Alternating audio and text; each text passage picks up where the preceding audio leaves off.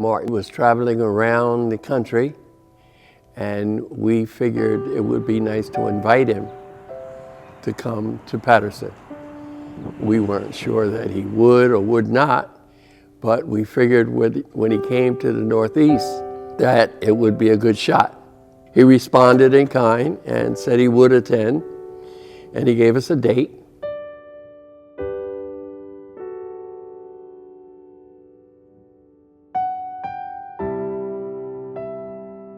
It was, a special day, especially for the residents of Paterson, to be one of the places where Martin actually came and visited.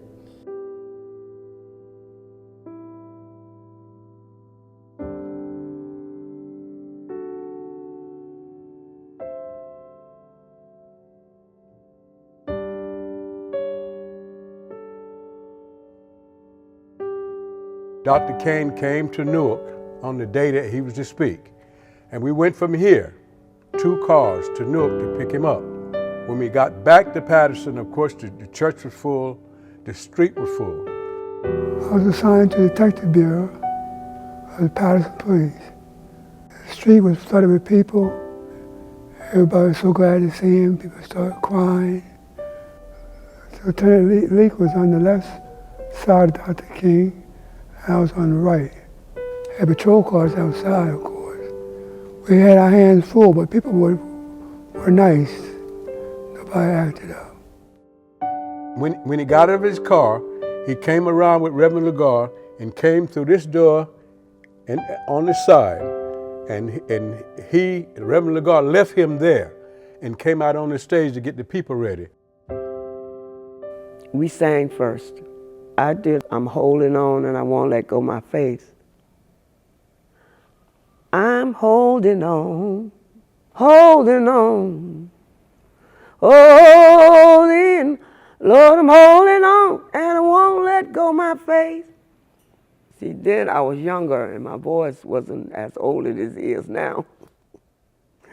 And, but that day we was on fire. I was in the traffic division, assigned to the schools in the safety patrol.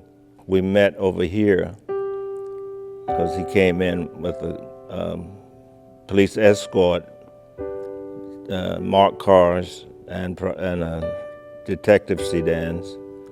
Everybody wanted to get a glimpse of him. They wanted to get a picture of him. You know, it was just, not only was his last name King, the people thought of him as a king. And they were excited to see him and to hear him. It was kind of like I was torn between duty and my interest in the movement, but knowing that we couldn't fail as far as protecting him. When Dr. Reverend Lagar was ready for him here, I marched him to the door, marched him on the stage, and I stood in this very door, guarding the door so nobody come from his back, and I watched him as he gave his speech. Yeah, we sang. It was like a concert before he came in. And then when he came, of course, he went to do his sermon, to speak and to greet some of the people.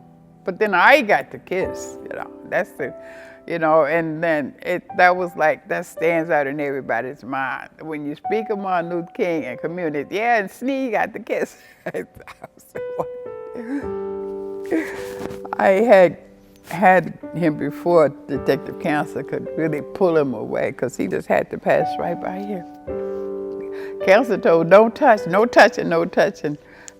But Dr. King said, that's all right, and that was it. Where did you kiss him? He kissed me on the cheek. And I came back up. I was supposed to sit down, but I went that way. And he did stand and he shook my hand. Told me, keep singing, keep singing. I guess it's something that you would say, something you'd remember for the rest of your life, whether you were part of it or just came to see it. It's not something that you would forget.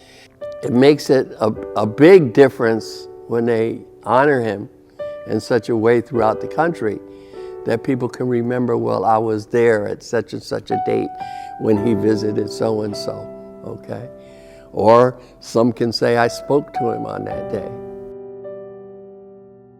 In there, he had his favorite, if you can't walk, if you can't crawl, and of course, we should meet at the mountaintop, things that he normally says. But this particular day, he was into it, but he was calm. He was calm. And I don't know, I really don't know, but I felt in my heart that he knew something bad was going to happen to him. I just want to do God's will. And he's allowed me to go up to the mountain. And I've looked over and I've seen the promised land. I may not get there with you, but I want you to know tonight that we as a people will get to the promised land.